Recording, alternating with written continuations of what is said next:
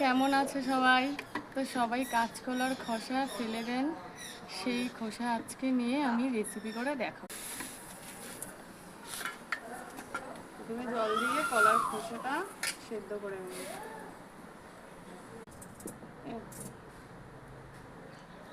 এবার কড়াইতে একটু তেল দিয়ে দেবো অল্প করে,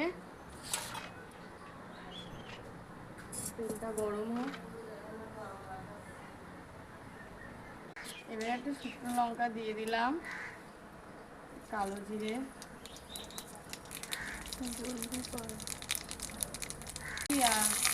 লঙ্কা কুচি দিয়ে দিলাম।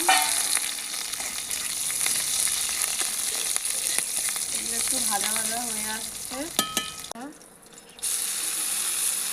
কলার খোসা সব দিয়ে দিলাম এর মধ্যে, পরিমাণ মতো হলুদ,